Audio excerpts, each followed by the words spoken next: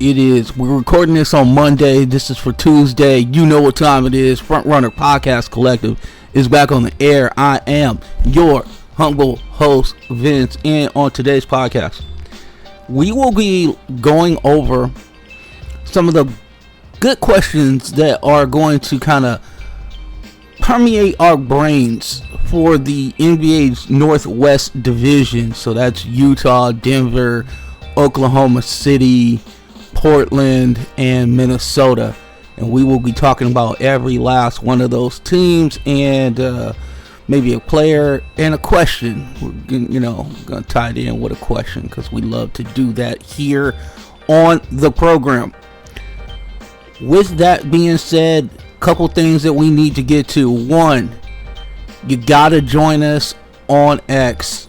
That is at Frontrunner PC. Also, it's our producer at Rhea_Funch, and that's spelled Funch, and then FRPC, the call letters of the podcast. So yeah, those are very important. If for some reason you want to get like even more intimate with us, send us an email at frpcvince@gmail.com. More than happy to answer those, and we are grateful to our loyal listeners. And by the way, if you are not a member that has understood also what we're doing on the blog site as far as that's concerned, I want to bring your attention to frpc.podcastpage.io, and then you want to go to the blog section, and it's basically like a second screen interaction with the podcast. So if you want to follow along, there are different things that are in that not in the podcast, but it all ties together. Like the stats and some of the numbers that we'll run will also end up being in there. We'll give you a little bit about our thoughts that go along with it. So make sure that you're going to FRPC podcast, hit blog section. The latest blog will be tied to the podcast that is up at that point in time. Now, if you want to go to earlier blogs, it goes to earlier podcasts. So I do also recommend that. You can see how smart we are. Do a lot of work to bring you these podcasts. We read a lot. Read The Athletic. We read Yahoo Sports, NBA. We read some of the local papers to make sure that we're staying on top of these teams as far as certain. And I have a programming note. With that being said, we just did a podcast about the Southwest Division, and we were talking about not knowing whether Trey Murphy III would be available in the first part of the season. He is, because he was playing preseason basketball, and he looked glorious. He looked magnificent. And if you know this program, if you know this podcast, you know how much I love Trey Murphy III for the New Orleans Pelicans. That is a legit dude, and I'm hoping for nothing but complete health. Also, peace of mind this year, and that he's able to be free to hoop. Nothing would please me more than Trey Murphy III going off, scoring like 22 points a game, getting like 7-8 rebounds, giving like 4 assists a game, and becoming the stud that we know he can be. So we're looking forward to that. Now, we need to get on with the program. Soraya is here. She's on the silent ones and twos. She will be dropping in her notes from time to time on this podcast. I will read those notes to you. You know, we have a shy producer, and that's all there is to it. No shaming here. You know what I'm saying? Without further ado, let's get to the podcast. And we're going to start in Utah. We're going to start in Salt Lake City, and I am excited about talking about the Jazz. You could say, well, Vince, why are you excited about a team that you know for sure is tanking? Know for sure is trying to get AJ DeBansta. Know for sure they're trying to get one of the blue chip prospects in the 2026 NBA draft. Well, first of all, sometimes taking can be entertaining. But we also have some questions that we got to ask the Utah Jazz front office. The Utah Jazz are telling you exactly who they are this season. You know, we talked about the tanking that is going to go ahead and go forth. They let go of Colin Sexton. They let go of Jordan Clarkson. Anybody who was a veteran on that team that could possibly help win them games, they let them all go. We're going to have nothing but young bucks. I am sure that Ace Bailey and his apprehension of living in Salt Lake is going to be on full display, and he's going to get a lot of shots because we need to get him a lot of shots because the tank is on. But the one person that I'm very worried about in Salt Lake City is Walker Kessler.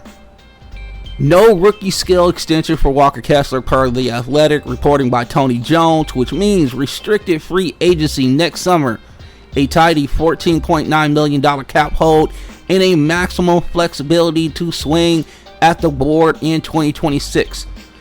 You know what Danny Ainge and Austin Ainge are thinking of. If you're hearing we're open for business and maybe we don't, there's a star at the bottom. If you're hearing the right thing, if somebody's going to help us win, we got to get them out of here right now, for sure.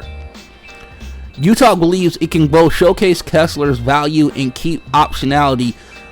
The hold lets them shop before they pay, per the article by Tony Jones in The Athletic.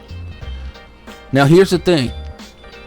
I know here in Los Angeles, we have had a hard-on for Walker Kessler for a year and a half at least. We've heard Walker Kessler's name bandied about in trades. Ainge, and before Austin got there, Ainge put a super high price tag on Walker Kessler. He was like, basically, if I can fleece you, 100%. The Lakers pulled the wool over Danny Ainge's eyes last year by not telling him what the second part of the trade was that turned into be Luka Doncic. But we've been wanting Walker Kessler here in Los Angeles for a couple years. People like Trevor Lane, people like Jovan Buha, whose Buha's blog is blowing up. He is the former athletic writer, beat writer for the Lakers, and now he has his own podcast. Some other like writing work as far as that's concerned. We love Jovan Buha. We love the content that he brings. We always feel that we are smarter for it.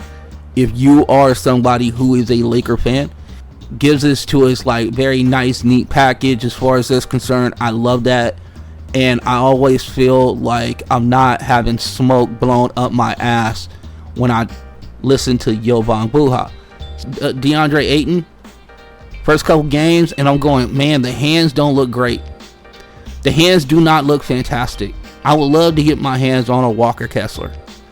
Now, let's get to Walker Kessler. Kessler's profile is clean. He's a young, elite rim protector, vertical spacing, efficient finisher last year. Over 58 games, he was roughly 11.1 points per game, 12.2 rebounds a game, and 2.4 blocks a game. He also shot 66% from the field, because usually those are putbacks and dunks and lobs. Now, that's at a 30-minute a game clip. Could you imagine if this dude was playing 35 minutes a game? The counting stats would just pop. His price tag would also go, it would escalate very quickly. The stakes are not, is Kessler good? What version of Utah are we building for 2026? The Jazz have his bird right, so here's the thing. Even though he's a restricted free agent, he can go out. Somebody can refusal, they can go ahead and match that contract, and he is a Utah Jazz. The one thing that you want to do in this day and age, and it's hard to kind of do this now, but you don't want to overpay your center. And a lot of people say, well, Vince, what are you talking about? If this dude is as good as you say he is, you should pay him what he's worth. Yeah. Well, there is a definition on what he's worth. If your big man can't shoot from outside, if your big man is an elite, what they consider elite big man, those guys are getting like 40 plus. Anthony Davis is a high volume person. Now, is he worth the money that he's getting paid? Some would say yes, some would say no. He's gotten a championship under his belt, so some people would say that's good money well spent. Walker Kessler is a lob threat. Walker Kessler can block shots. He is a very rugged rebounder. These are all things that are very important, and also these are all things that are very valuable to a franchise building towards a championship future. But the problem is that you can't pay everybody. You can't pay everybody in the league, especially with the way the cap is. You gotta make sure that your premium positions, just like you would do in the NFL, right? The NFL is the quarterback, it's the wide receiver, it's your left tackle, it's your defensive end, edge rusher, it is your cornerback. Those are the premium positions in the National Football League. And you got the same situation in the NBA. And the people that you want to pay are the on-ball initiators, the wings. Those are the guys that you want to pay. Now, if there are centers that have been, or bigs that are around the league that have gotten like the max contract as far as this is concerned, look at Nikola Jokic. The reason why Nikola Jokic is a max player is because, yes, he's an MVP, multiple, okay? But what makes him so special is the ability to shoot from the outside and the ability to run an offense. There is not one chance that when you give the ball to Nikola Jokic, your team is not going to get a good offensive possession. He finds open cutters. He finds space for himself. He can get his own shot off anytime he wants. Sometimes the game looks very boring to him, and all that dude wants to do is go and play with his horses. Be elite on the basketball court and then play with his horses. That's it. That's all he wants to do. But he's elite. Okay? The Minnesota Timberwolves, who we'll be talking about later, they have an issue because they have Rudy Gobert. Rudy Gobert is not worth the contract that he is getting paid because he's a lob threat and a rim protector. He doesn't have the ability to run an offense. He doesn't have the ability to stretch the floor and open up the area in the paint for cutters and for people who want to drive. He can be a liability on offense.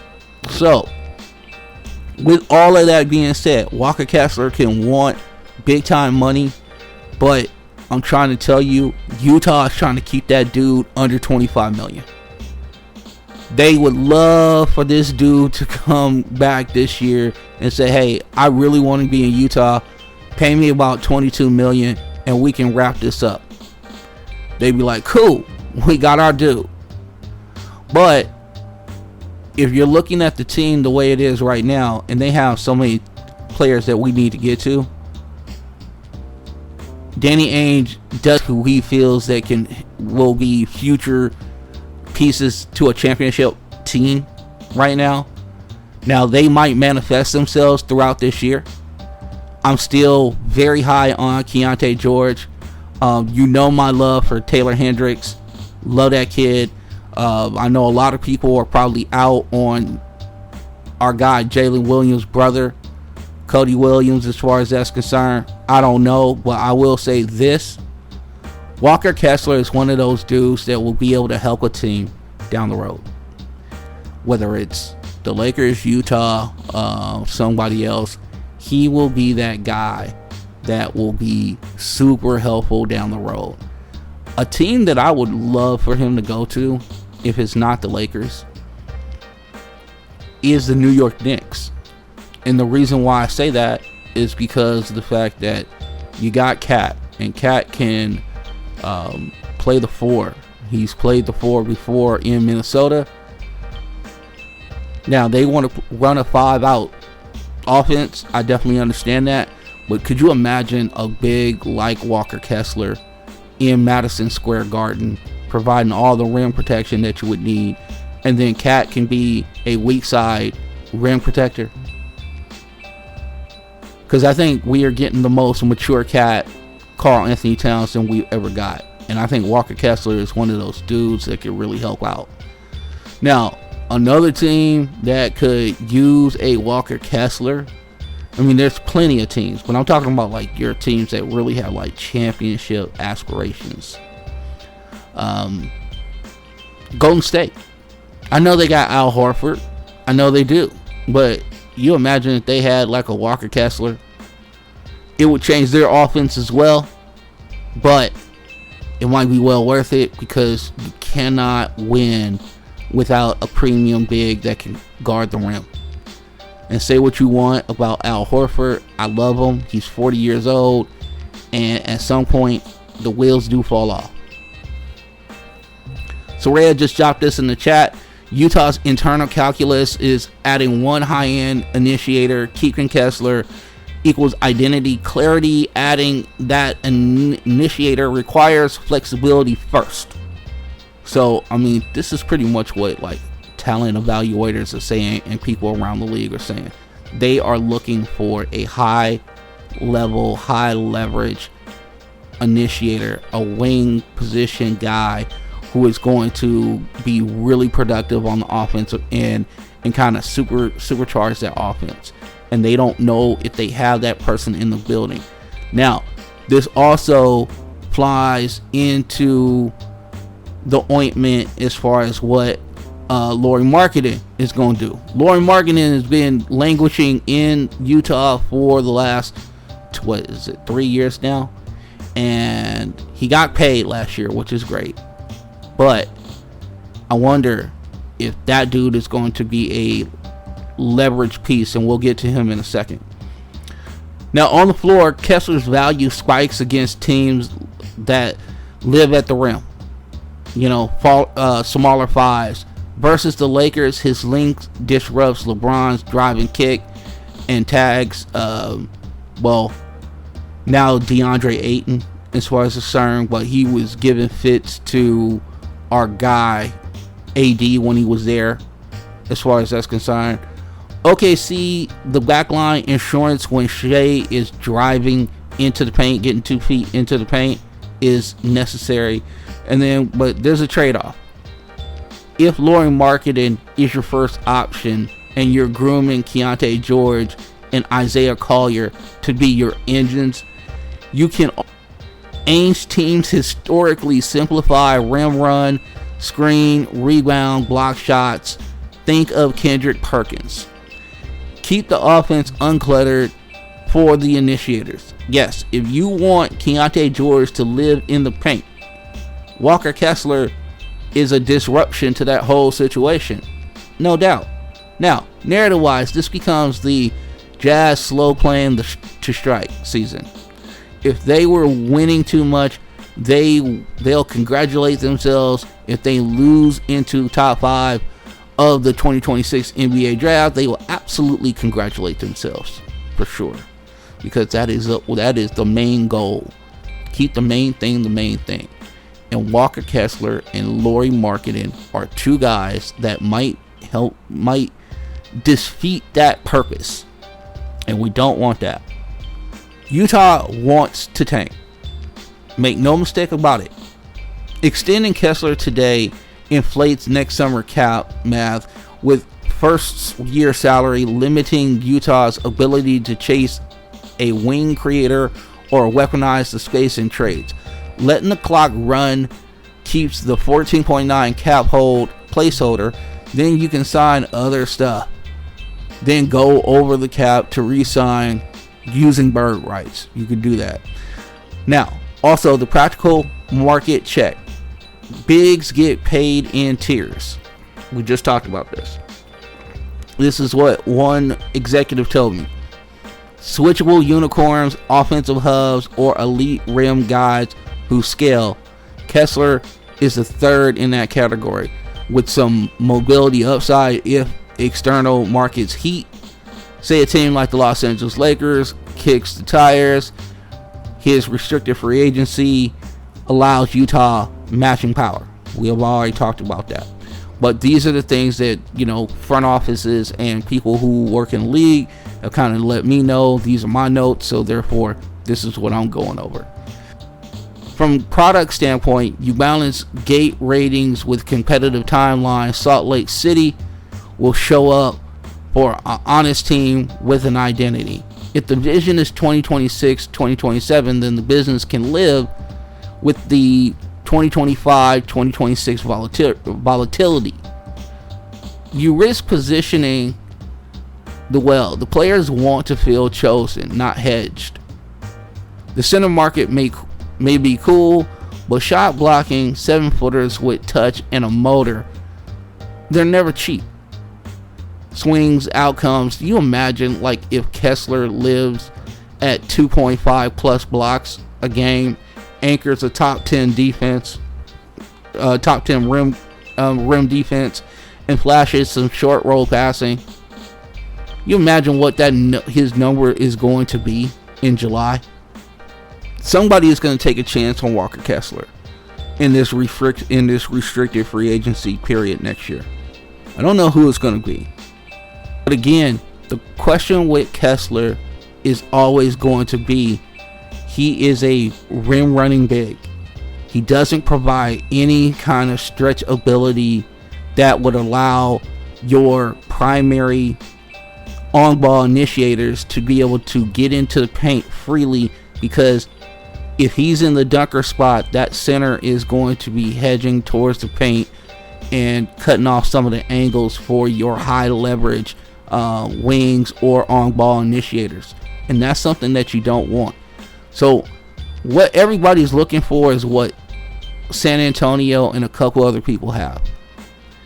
You want to have the ability for your 7-footer or your 7+ foot guy to stand at the perimeter and be a threat, where people are very worried if this dude is going to take a shot.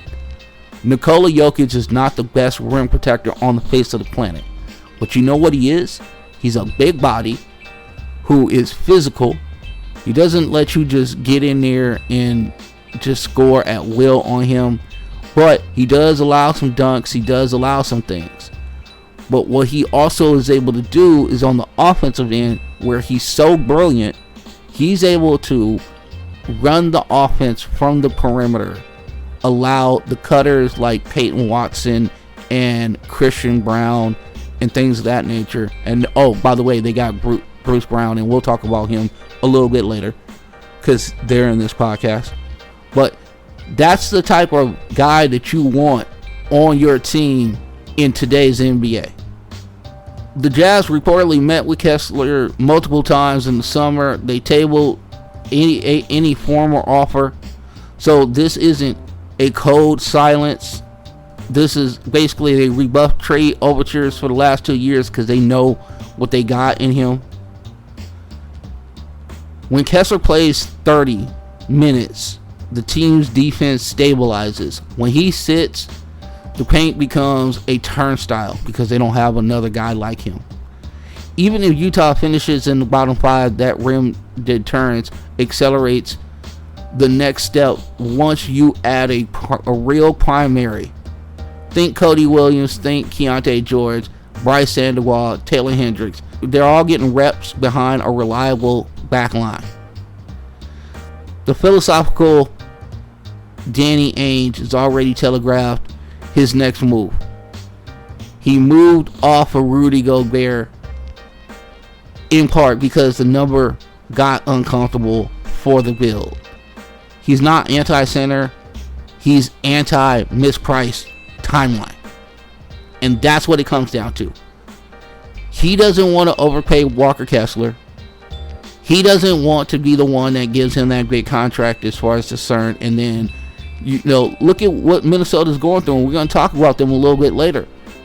They had to rejigger their whole team, and we're still wondering if they're kind of one piece away, and we'll get, if Keontae pops as a pick and roll handler and Markkanen stays healthy, they'll flirt with the 10 seed because Markkanen is that good.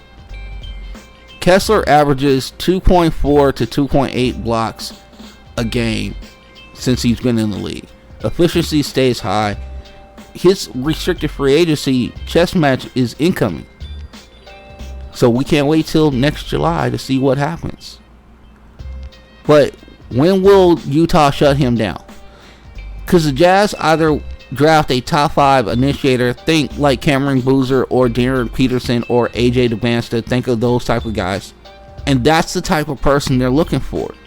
You can't get that if you're winning 25 to 30 games. Can't do it.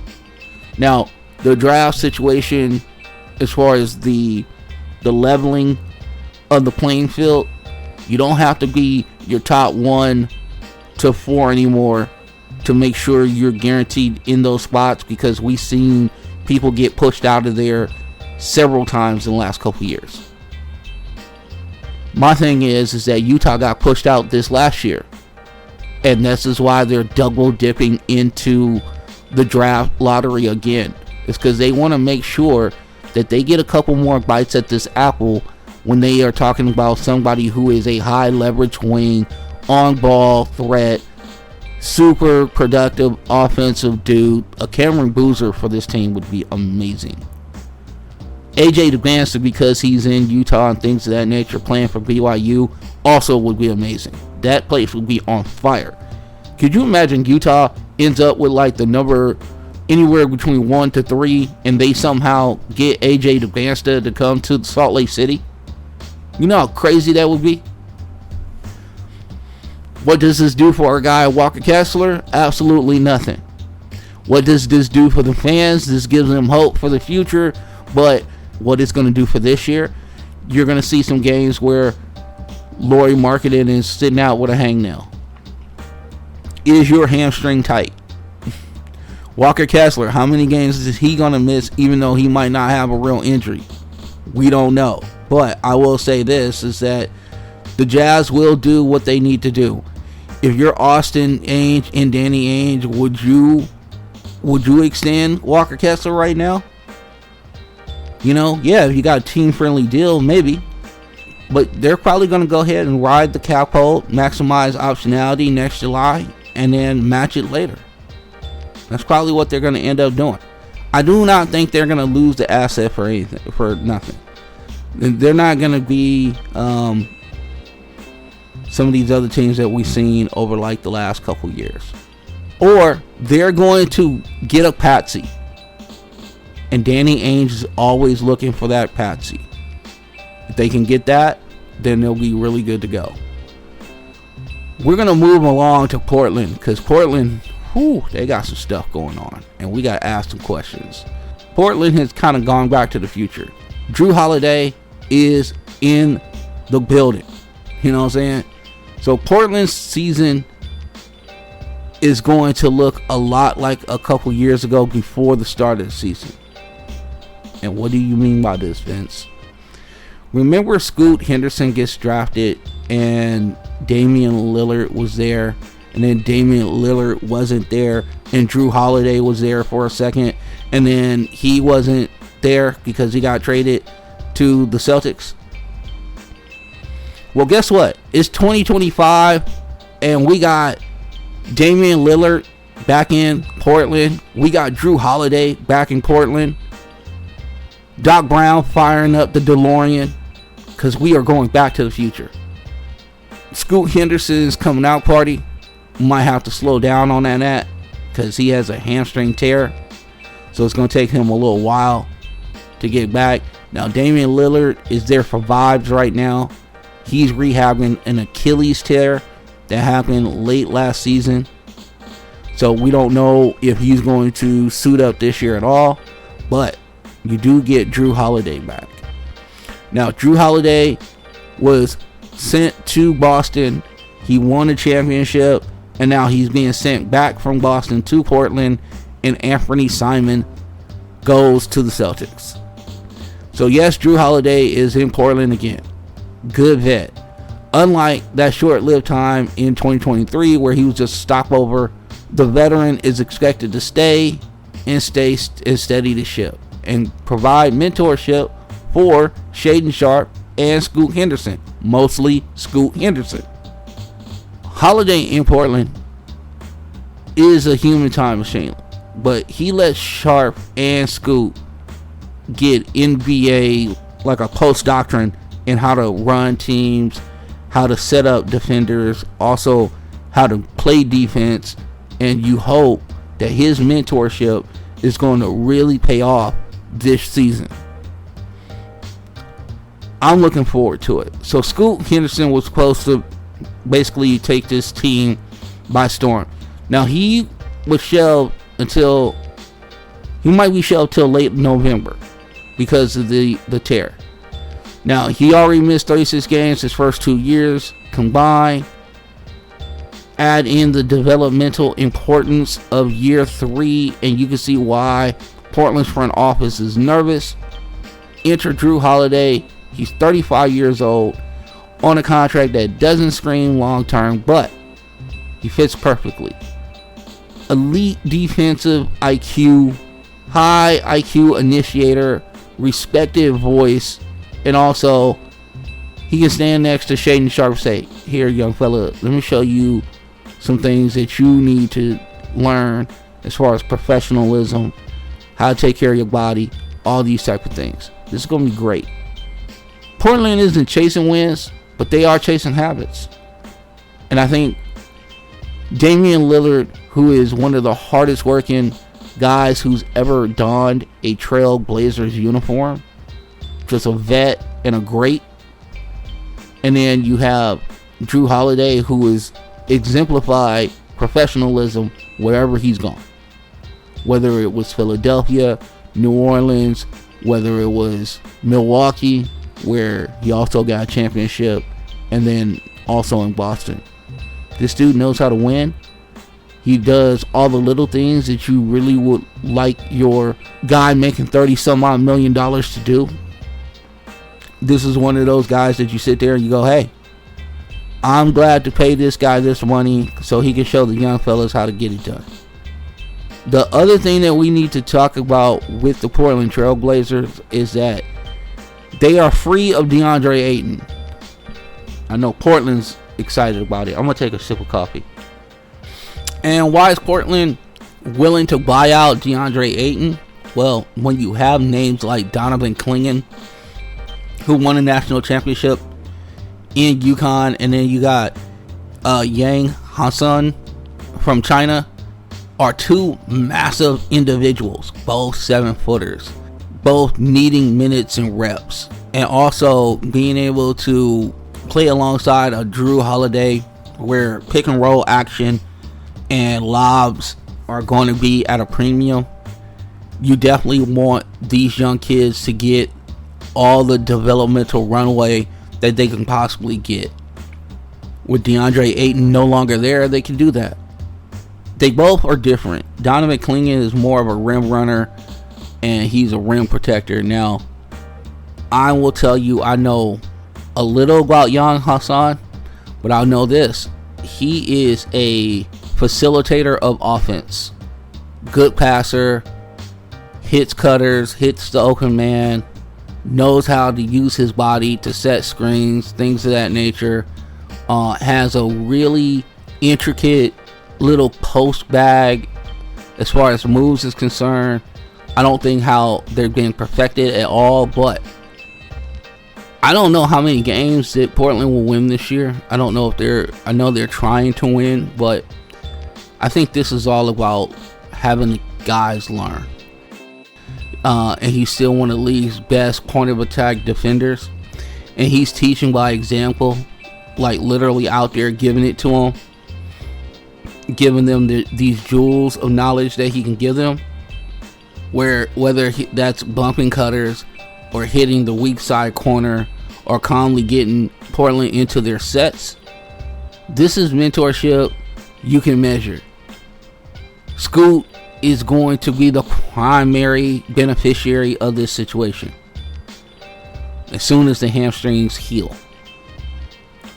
Now, Sharpe himself, he's also going to have somebody who's steady. Like, hopefully that will free him less on ball. Not saying that you want him completely on off ball, but less on ball where he's not the primary initiator. He can fall into a position because, let's face it, Anthony Simons is a very good basketball player. The one thing with Anthony Simons is that he's going to look for his shot first. Where Jrue Holiday can share the sugar, he can get you into sets, and then Shaedon Sharpe can do what he does best, which is cut and move without the basketball, reset up, and then go ahead and knock down dagger threes or attack the rim with reckless abandon. That is what we're looking for this year. And if you think that Chauncey Billups isn't happy to have like a Jrue Holiday, one player said, man, if Jrue had been feeding me early in my career, my bag would have opened up way faster. So think about that. Now, the Twin Towers situation, that's a conversation that's super wild.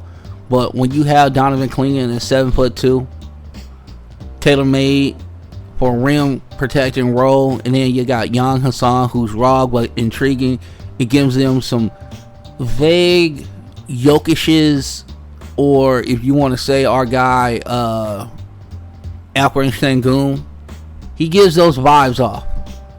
And if you can get anything from Robert Williams, you have a three-headed monster at center that not a lot of teams can touch. If Donovan Clingan is going to be what he was in UConn, and obviously being young, whatever case may be, it's going to take some time. But I believe in Donovan Clingan. You can tell me, hey, Jrue Holiday is 35 years old. He has heavy mileage on him. He's a shorter guard, whatever case may be. We don't know how long he's going to be able to do this. And you can argue that those 30 minutes should belong to Scoot, or even maybe some more on-ball reps for Shaedon Sharpe. But you know what? When you have somebody like Jrue Holiday on your team, and if you don't overuse him and put him in good positions, these kids can learn a lot from this guy. I'm a big proponent of a good vet who still got some game left in the tank. I've always thought that we did a completely disservice to, I talked about it a couple years ago on my podcast. Like, our guy, Austin Rivers. I'm not saying he's the greatest basketball player on the face of the planet, but somebody 6'4", still can hit a jumper, understands that he has to play team defense, understands that he's not the number one option on the court. There should be a role for him. Now, he wasn't the defender that Jrue Holiday is, and obviously Jrue Holiday has a pedigree of 2 championships, so that also keeps him in the lead longer. He also can defend up too. He has a strong base on him, so he's able to stand up 6'7", 6'8" dudes on a regular basis. Austin's not that type of guy, but I'm always pro. I have a vet completely overtake the rookies or the young players, but having a vet that can show if they're willing to be tutored or mentored underneath a vet like Jrue Holiday. And I don't think, with his personality, I don't think anybody in that locker room will have a problem with Jrue Holiday. He's a galvanizer of people, and I think he's just going to be completely additive to what they're trying to do in Portland. I think Scoot will benefit from it. I think Shaedon Sharpe will benefit from it, and any other guards that they have right now will benefit from this situation. I think Jrue has already sat with Scoot in workouts. He's already given feedback on ball, talking about ball security and how important it is, modeled spacing and decision making. The reports are that confirm that he's embraced the mentorship role. This isn't a begrudging vet stuck on a lottery team. See Jeremy Grant for that type of situation. You don't have to worry about Jrue Holiday. He's going to understand his role and be flourishing in that role. He has a guaranteed role with Portland. Like I said, it's going to help the young cats, and I can't wait to see it. Now you just got to hope for the bigs to also take a leap. Donovan Clingan, he's going into his 3rd year, so I can't wait to see what he's doing. And then what Hansen can bring to this team is going to be very intriguing to me. Speaking of intriguing, let's get to the Minnesota Timberwolves, shall we? I'm excited. Anytime you could talk about the Minnesota Timberwolves and now year 6 of Anthony Edwards' era, it is here, folks. And here's the thing, that dude's still 24. The tools in the shed are absolutely filthy as far as what Anthony Edwards is bringing to the game. You know what he worked on this year? Last year he worked on his threes, right? And he hit more threes than anybody in the NBA last year. He's working on those fadeaway 17-footers that Kobe used to hit, that Michael Jordan used to hit. If this is going to be part of his game, this dude is definitely going to hit 50 points multiple times this year for sure. Now, for the rest of his team, got a lot of questions. And you're like, Vince, you hating. No, I am not. Let's start here. With 2 straight trips to the Western Conference Finals, it's been a real golden age for the Timberwolves. I want fans of the Timberwolves to understand that I love your squad. I love Anthony Edwards. I think he's so box office. I want to see him be able to hit that next level and get to these finals and be on that stage. So if you think that I'm hating on your team, I am not. But I do have some real questions about roster construction. Also, what do you have in the cupboard to fulfill a need that you possibly may have? These are things that we're going to go over in the next 10 to 15 minutes. So buckle up for that. When you think about it and you have questions about the cap and the CBA, and this is what we were talking about with Walker Kessler, and this is what the reality is for the Minnesota Timberwolves. Identity isn't a question anymore. It's about bandwidth. How far can you stretch with no picks and no splash trades? Good question. John Krasinski of The Athletic framed it perfectly. This isn't the Wolves of the 2010s dysfunction. New ownership is here. Hallelujah. Hallelujah. Mark Lowry and Alex Rodriguez has stabilized the vibe. Tim Connelly is a absolute beast when it comes to player evaluation, and he knows when to pull the trigger and be bold on a trade. Chris Finch, say what you want about Finch. This is the one thing that I will say is that until Finch got there, and I didn't like how the Timberwolves went on their coaching search when they hired Finch, but Finch has proven himself to be a respected operator of the baseline. You know what I'm saying? Like, he is there bringing nothing but heat.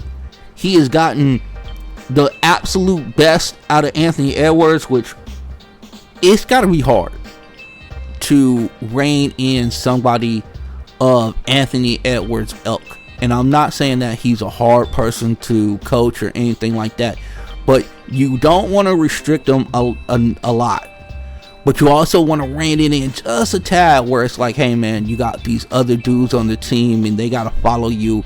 And sometimes you got to share the sugar, even though you think the shot that you're about to take is the best shot that can possibly be taken in that situation. You got to pick and choose your moments to go ahead and dominate, and then you got to pick and choose your moments to go ahead and kind of play the back role and let everybody else cook while you sip on a martini. These are the type of things that he's trying to teach. Chris Finch is trying to teach Anthony Edwards, and Anthony Edwards is doing a bang up job of these type of things. Now, the one thing I will say about the Minnesota Timberwolves, I love a lot of their roster. I am a Jaden McDaniels fan. Nas Reed is a folk hero in Minnesota. Mike Conley is long in the tooth. Rudy Gobert has been a rim protecting god ever since he got into the league, but he is now 32, 33 years of age. Julius Randle, first part of the season, we were kind of going like, this dude he's about to get traded. He's about to get traded. We can't wait. What are they going to get for him? Blah, blah, blah. Guess what? They kept him. Julius Randle was a absolute menace to the Lakers. I know that felt good for Julius, being a former Laker and just doing the Lakers dirty in the postseason. Must have felt great for Julius. And Julius provides something that the Timberwolves desperately need right now. Another on-ball initiator, somebody who gets purposeful paint touches all the time and is able to kick it out to shooters. Which then holds the question. Rudy Gobert, as much as we love him as far as a rim protector, what he gives you offensively, can you get it from somebody else making, almost $30 million less? Now, you might not be able to get the elite rim protection. You might not necessarily get the rebounding or whatever the case may be, and money. He's won a bunch of Defensive Player of the Year awards, but I wonder if that contract that he is currently on, is that just an albatross around the neck of Tim Connelly? Now, Tim Connelly did trade for him. Tim Connelly thought that bringing somebody in like Rudy Gobert could kind of just put everybody else in their place. Okay, this dude is going to be this. And here's the other thing. You probably didn't think Anthony Edwards was going to be this good, this fast. He is on the Luka Doncic train of development. Okay? He's fast-tracked himself because he's a competitive SOB. Anything that he is not good at, he will get good at. This dude said, I need to shoot the three ball better. Last year, he made the most threes in the NBA. This year, this dude talking about, I'm going to have a post-up game. I'm going to have a mid-range game. You're going to see 15-foot, 17-foot fadeaways from me that are going in. KD does. They got absolute killer in Anthony Edwards. It's just now, can you put the team around him? And this then falls on people like Rob Dillingham, who, let's face it, he was light in the ass last year. He is very skinny. He's still very skinny. But he's lightning quick. And can he get back to being the on-ball menace that he was when he was at Kentucky? Can the jump shot be favorable enough where it keeps him on the court? Will he utilize his speed for steals and on-ball pressure so then people won't just continue to pick at him on pick and roll and getting him on like a bigger wing and then he has no shot? Then you got Terrence Shannon Jr., who also was like a revelation during the Summer League. He also played a vital part in the playoff series. He was a guy who could get you double-digit points and things of that nature, run some offense from time to time. We like Terrence Shannon Jr. We like his moxie, but my whole thing is that it's different when Nickeil Alexander-Walker is no longer in the building. And whatever you get from Johan Beringer this year is a positive. It's just a plus. Keep in mind, he's 18. Ton of upside. Great set of veterans that he can learn from with Naz Reid, Julius Randle, and Rudy Gobert. Rudy Gobert and Johan Beringer are countrymen. They will have a lot to say to each other. I hope that Beringer is just picking the brain of Rudy Gobert, and I hope that Rudy embraces his role as kind of like a mentor and kind of raising this young pup to be kind of elk that Rudy has been throughout his entire career, whether it was with the Utah Jazz or also the Minnesota Timberwolves. That's what your hope is. Randle and DiVincenzo came over in the Karl Anthony Towns trade. They did it for whatever reason you want to put, but we all know it was for financial reasons because they was kissing up against that second apron. So Karl Anthony Towns goes. Julius Randle comes in. Donte DiVincenzo comes in, and you're going to need that dude. He played well last year for you. Not as well as he did in New York, I would say, personally. What you hope for is that he gets more comfortable with the system. He's able to find his kind of niche and then be ready to go. Now, the one thing that we will talk about is the second apron last year meant shackles. No aggregation, no signing trades. Frozen picks were at risk by sliding into the first apron under that $207.8 million. The Wolves are unlocked. The ability to aggregate contracts within 110%. Use a smaller MLE, which is 5.7. Avoiding 3 and 5 year frozen pick penalty. That was massive. So you can say what you want to say, but that was an accounting decision that Tim Connelly made, and he did it with the blessing of new ownership and probably also Glenn Taylor, because Glenn Taylor don't like paying money. But Glenn Taylor is no longer the owner of the team, so we don't have to worry about it. We got new governors in town. What you did though, when you moved Towns and his $53 million contract that would have locked him in the cement, and you turned it into Randle and Donte DiVincenzo, it let you breathe a little bit. You also have Gobert with a $40+ million contract, and that's the one. You got to really think about that, because here's the thing. Mike Conley is 38 years old in October. He's still the trusted starter. Dillingham, while electric and slippery, is still raw. Donte DiVincenzo can toggle roles, but he's not like, okay, this is our starting point guard. Y'all signed Bones Highland. Now, Bones Highland hasn't seen a shot that he did not like. And Bones also needs to understand that this is Anthony Edwards' team. Bones has a tendency to wave off like legitimate number ones. He did it with the Clippers. He's done it with the Denver Nuggets. He thought his role should have been expanded in Denver. They let him go so early. McDaniels, to me, is the one, if for some reason you thought, hey, is there any way that we can raise his offensive ceiling? Because he got some game, and he's long as hell. Another guy that they're looking forward to shore up some of the minutes that Nickeil Alexander-Walker left when he walked out the door is Terrence Shannon Jr.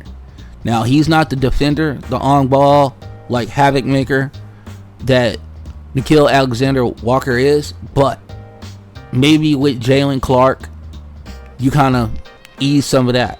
2 years removed from Achilles injury, we should be starting to see the best of Jalen Clark. I love him in Minnesota if he can get some burn. But Terrence Shannon Jr. is going to also have to replace that offensive situation. Jalen Clark needs to just be healthy and do what he did when he was at UCLA. Now, behind Rudy Gobert is a wasteland. No disrespect to Naz Reid. He's taking over more for the cat role than he is for subbing for Rudy Gobert. It's like, I provide the outside shooting. I do some rebounding. I'm a okay rim protector, but I'm not. That's not my whole get down. But if you need a bucket, I am that dude. Now, they're hoping that developing Berenger, maybe Rocco Zikarsky, turns into something. They still got Leonard Miller, who we don't know. So, can you get Berenger up to standard just to be a rim protector this year? I don't know. He's thin. He's young. It might take a couple years for that to develop. How do you get a backup big and not put any pressure on Johan Berenger? If there's anybody that I would trust to be able to kind of figure this puzzle out, Tim Connelly is up there.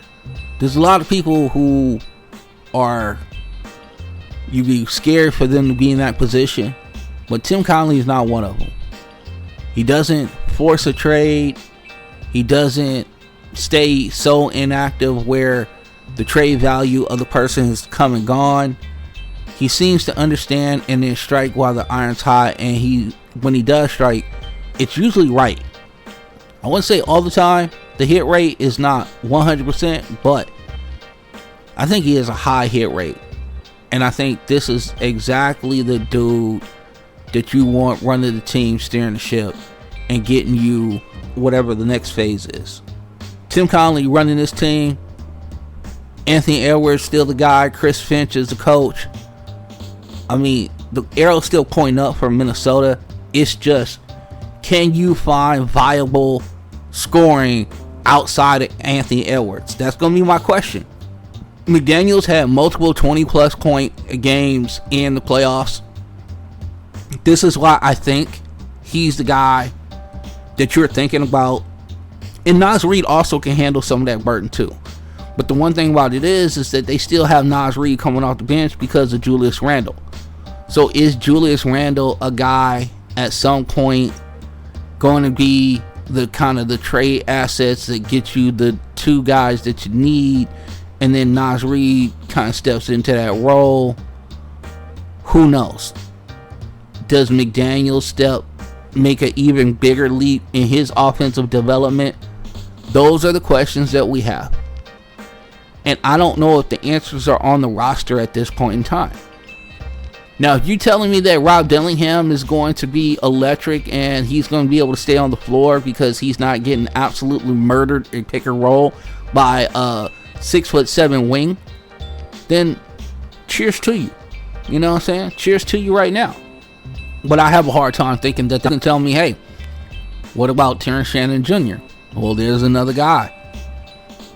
But Terrence Shannon Jr., to say this is 12, 13 points a game, that seems like a big ask. A big ask. But we will see. These are the things that I'm looking for the first 25 games of the season with the Minnesota Timberwolves. I still think that Ant is going to be absolutely spectacular. I think there's levels to this, and he has a couple more levels on his fixer-upper that he's trying to build, as far as he's building himself into like a mega star. But it will be the others that truly write the script for what the Minnesota Timberwolves season will ultimately be. Speaking of getting help for your superstar, we move to the Denver Nuggets. And the Denver Nuggets last year, let's talk about this a little bit, right? So the Nuggets fire Michael Malone.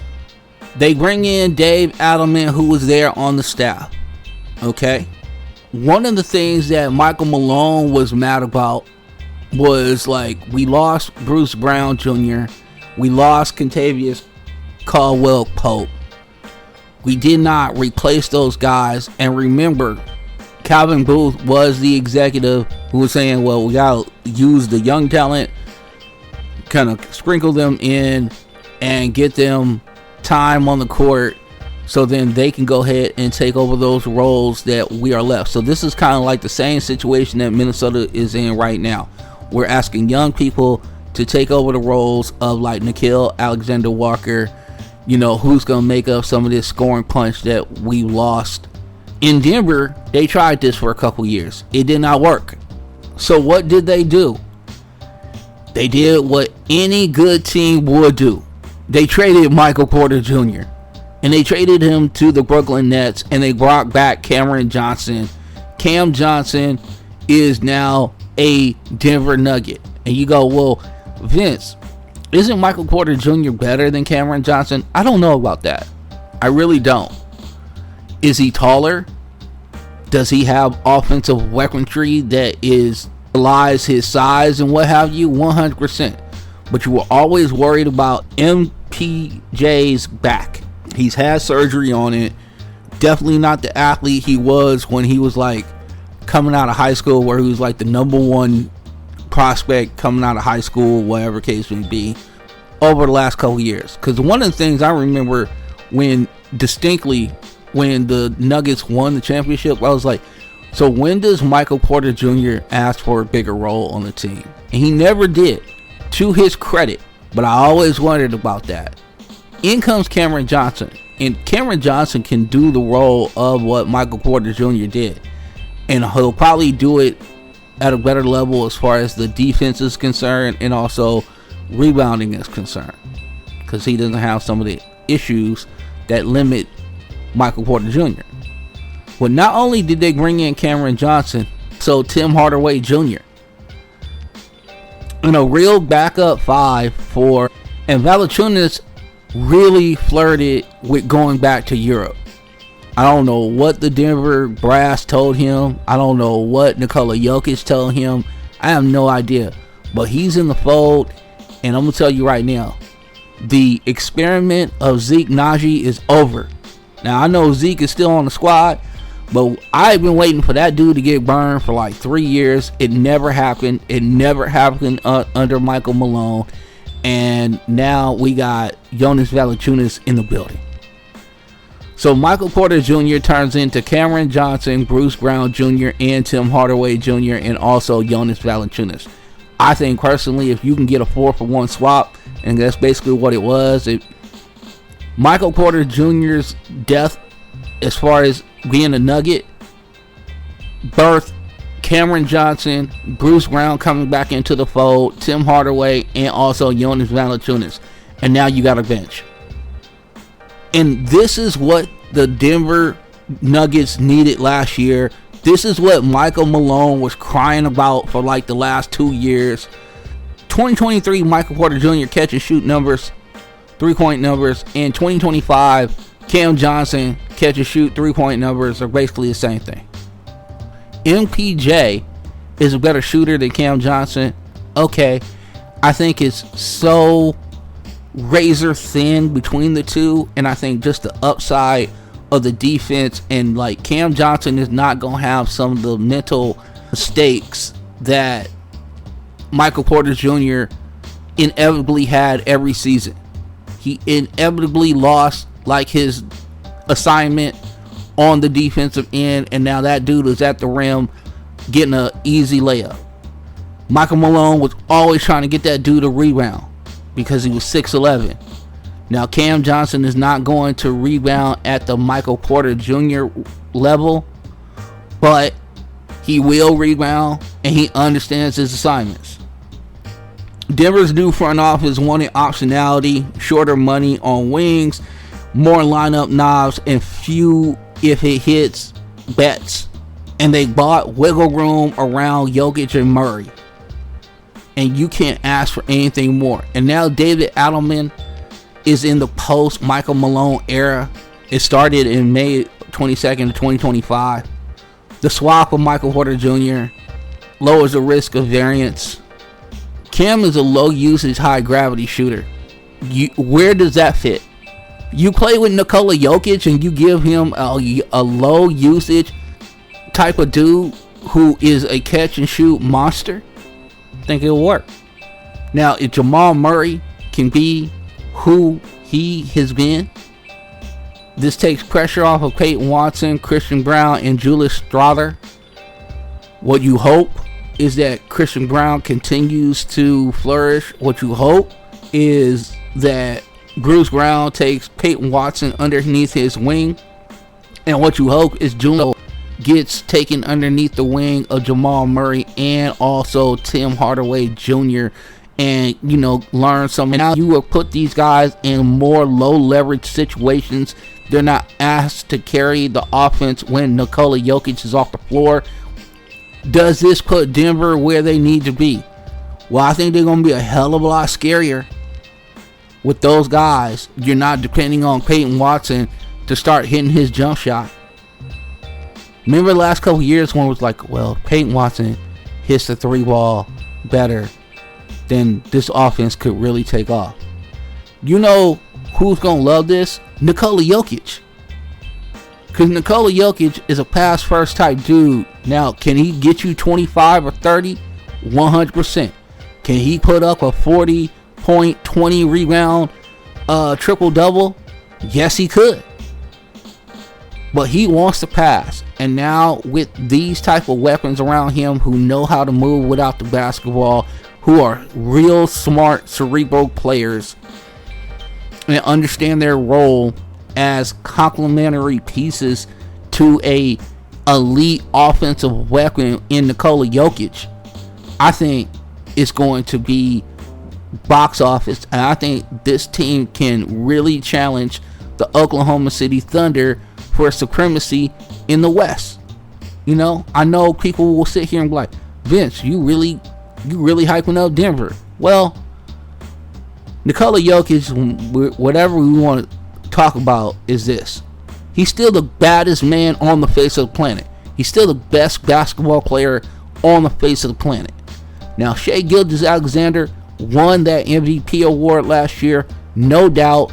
I don't have any begrudgings to that situation whatsoever. But what I will say is that even with a diminished team, Denver pushed Oklahoma City as far as any other team in the postseason last year. And this is without the bench that they are going to currently have going into this season. What are some of the things that we're looking for? I bet you Denver's bench net rating climbs into the black this year. I bet you it's better. The whole Denver gets up by 18 and then Jokic goes out for 2 minutes and then they're only up by 3. And so the bench is like as negative 15. Those days are over. So that means that big leads can stay around. A little more rest for my guy Jokic, which we definitely need that. The Brown Watson Strother situation where they had playoff rotations is going to be replaced with the Cam Johnson, the Bruce Brown, Tim Hardaway collection, right? And yes, Brown is a starter. Christian Brown, no doubt, is a starter, 100%. So you're going to see a lineup with Murray. You're going to see a lineup with Christian Brown. You're going to see a lineup with Cameron Johnson, Aaron Gordon, and Nikola Jokic. And then coming off the bench, you'll have Tim Hardaway Jr., you have Bruce Brown, you have Strother, and then you'll have Peyton Watson and also our guy Jonas Valančiūnas. And here's the wild card. Last year's first round pick, DeRon Holmes, second. He had the injury. Now you might get a guy who you can now build. Here's a guy who can really ease his way back in. And maybe you can groom this guy and he can become really something by year's end. Who knows? Because they were real high on him when they drafted him last year. And then injury just took him out on a real level. You ask me, do I think that the Denver Nuggets are a legitimate threat to the Oklahoma City Thunder? Yes, 100%. But does that mean they will beat the Oklahoma City Thunder? The jury is still out. And you know why? Let's get into it. Oklahoma City is your defending, reigning NBA champions. They have the Larry O'Brien in their custody at this point. And now comes this. We haven't had a back-to-back champion since the 2017 Golden State Warriors. A dynasty powered by Steph, KD, Clay, and the others. Now you enter Shai Gilgeous-Alexander, fresh off an MVP regular season and a finals MVP. This dude was exactly what we thought he was. And now he's hitting that magical age of 27. The prime of your career.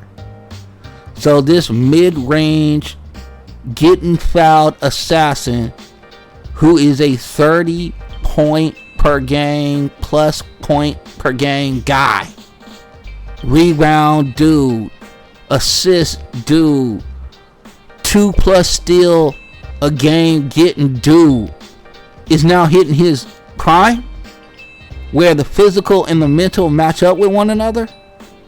Scary times on the plains. Now, also leading to the Oklahoma City success is Jalen Williams. And you say, well, Jalen Williams kind of had like a ho-hum playoff. What do you say to that, Vince? Now I'll tell you exactly what I say to that.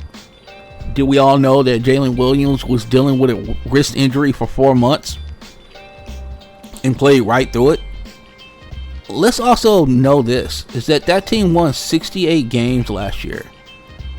Okay, this is not a cute young team, just kind of precocious and we're just filling each other out and all this. No, this is a team that was dominant last year. This is a team that had one of the best historic net rating. 10 plus on that net rating, okay? They had one of the youngest rotations in the league. And then, oh, by the way, Holmgren only played half the season. Hartenstein missed a chunk of the year last year as well.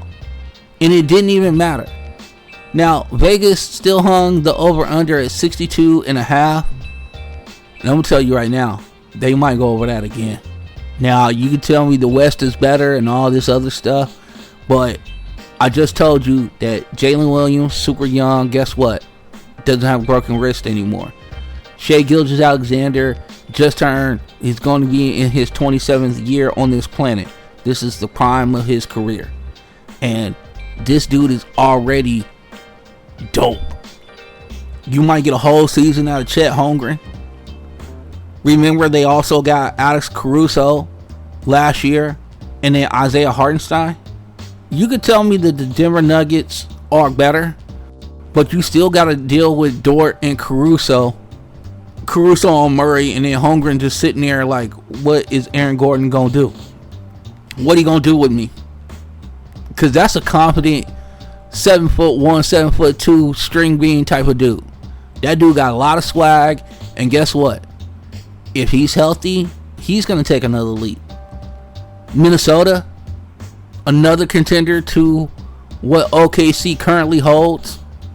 Well, when you can throw bodies like Dort, you can throw bodies like Cason Wallace, Caruso. Oh, we can go bigger if we need to. We put Jalen Williams on them, J-Dub. That team is stacked.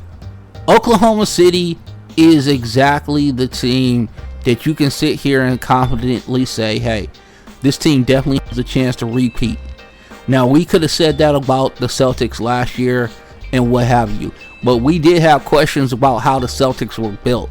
We had questions on this whole deal of let's shoot a bunch of threes, let's try to blow people out the building and whatever. Now, did they play good defense? Yes, they did.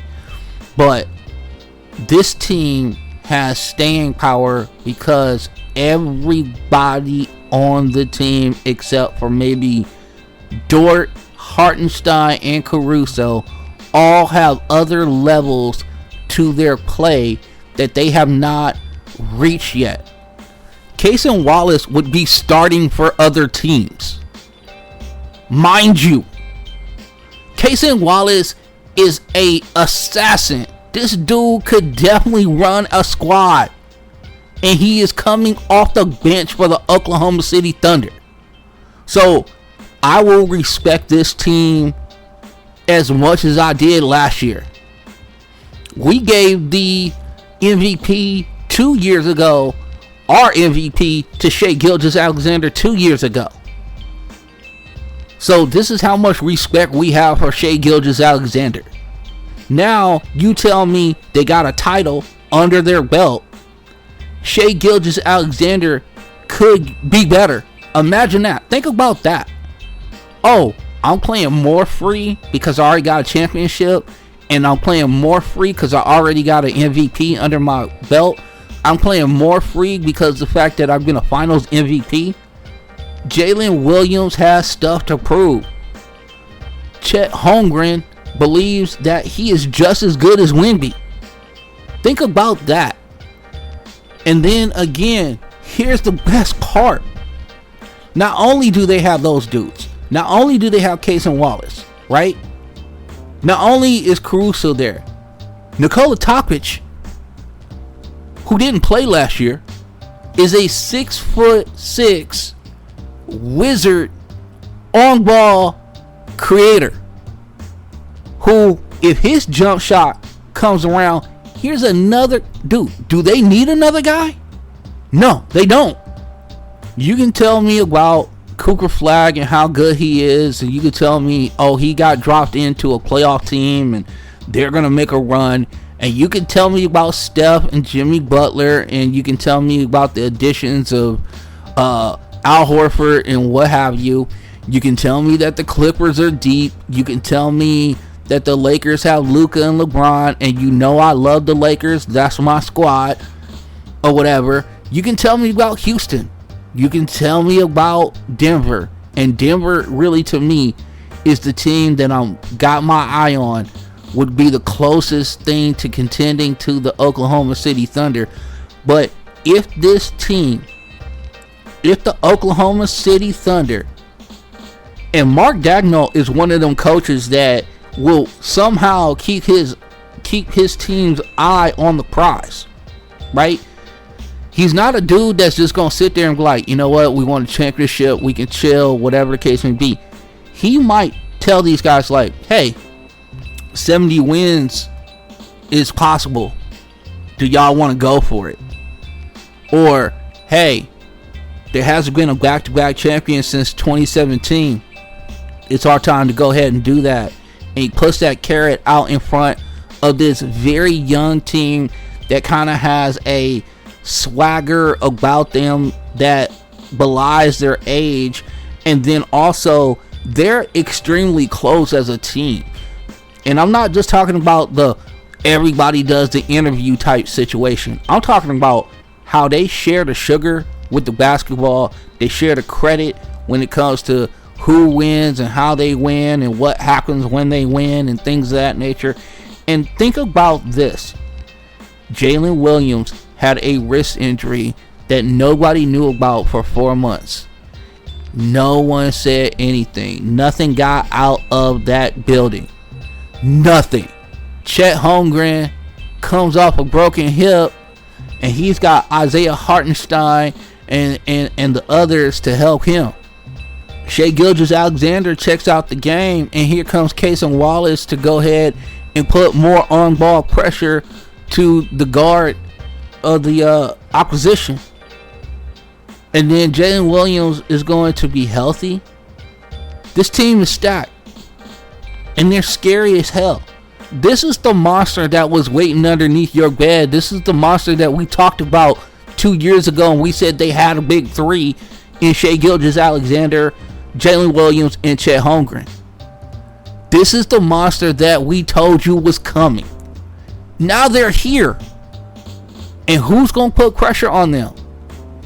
Here's the thing that people talk about in private. Here's the things that people talk about in the shadows, and they whisper it. They're not going to put pressure on themselves. They're in Oklahoma City.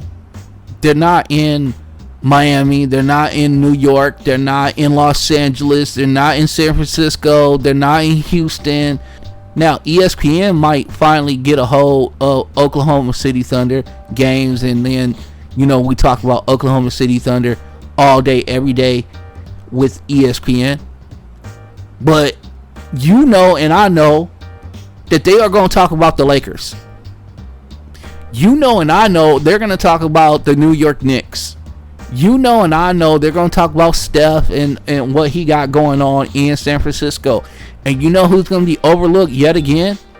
The defending, reigning NBA champions are going to be overlooked again with all this damn talent. So you say 62.5 wins.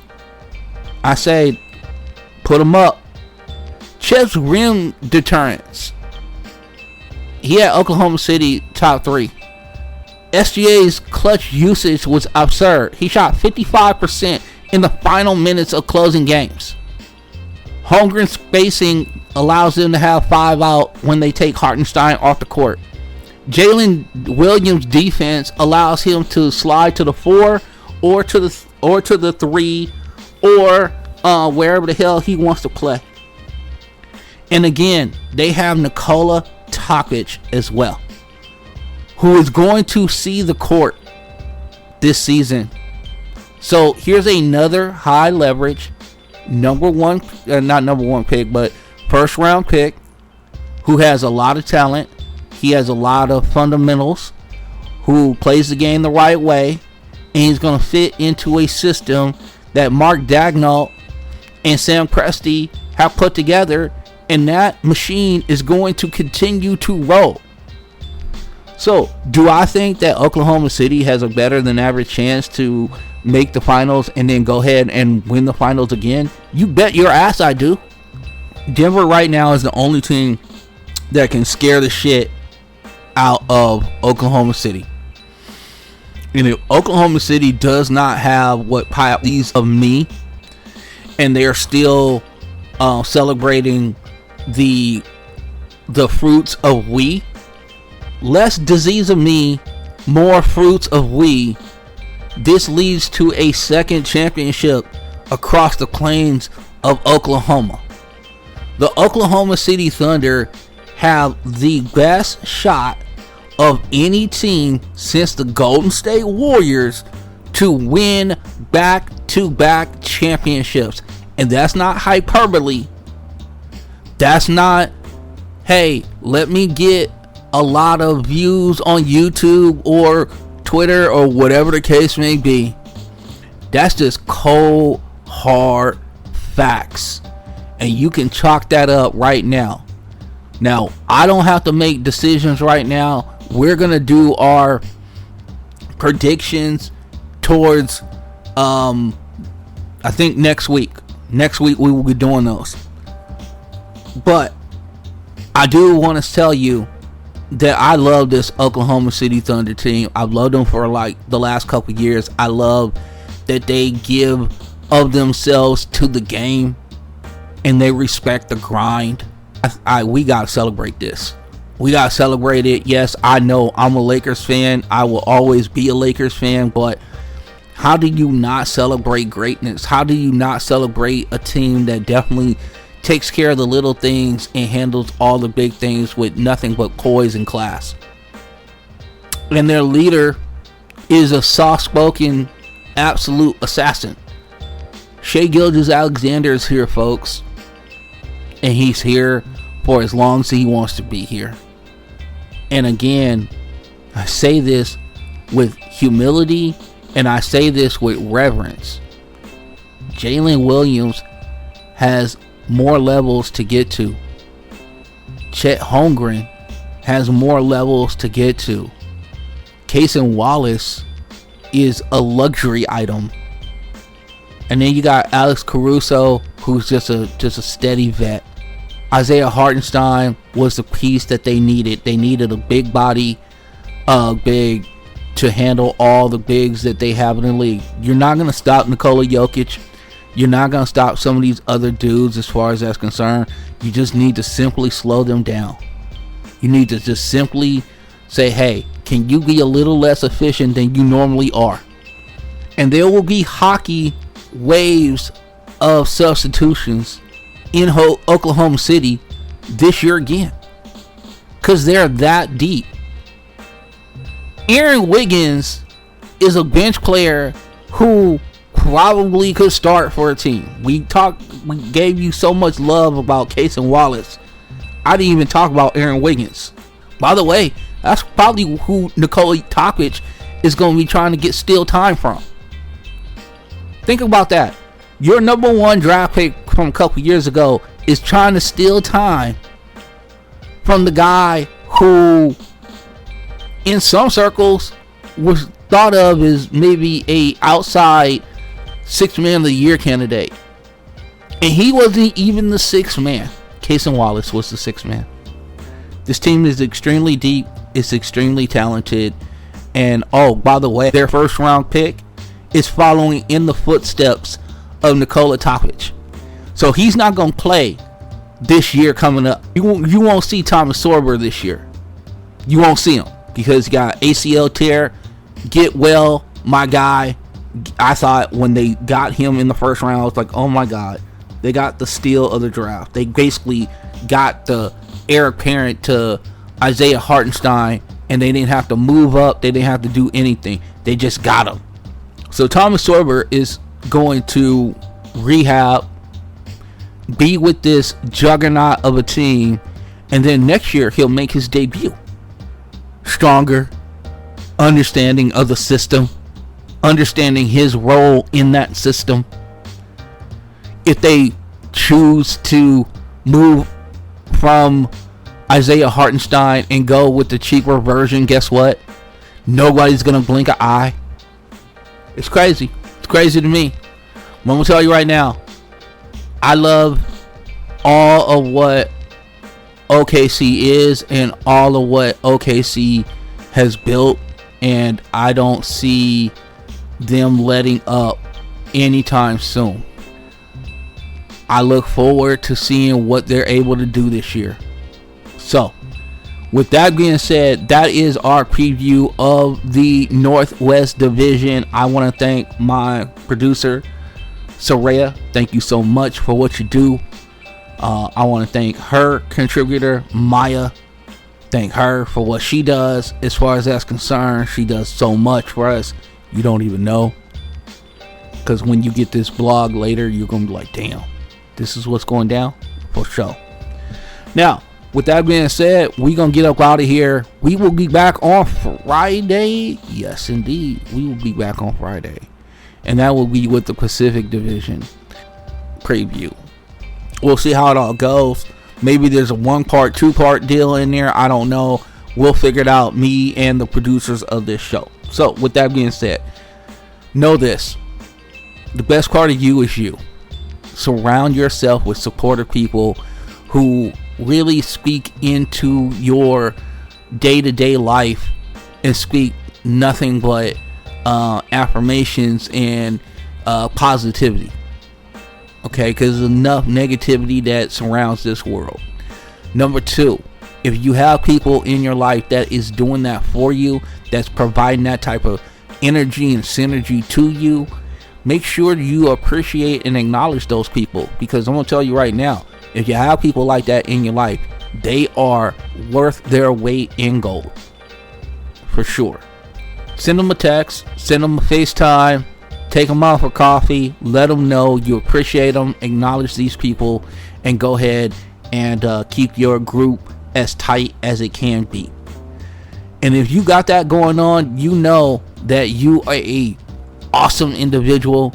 You know that this particular podcast always has a seat for you. So Front Runner Podcast Collective is on the air. We are back in business, baby.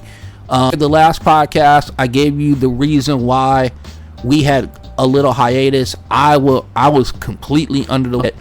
I'm dealing with it right now, but it's a lot better than it was. So I want to thank my wife and basically just some people who kind of gave us some alternative medicines and how to get rid of some infection that I have in my calf. So with that all being said, guys, I'm up out of here. Y'all enjoy y'all day. Deuces, oosters, and we will see you down the road.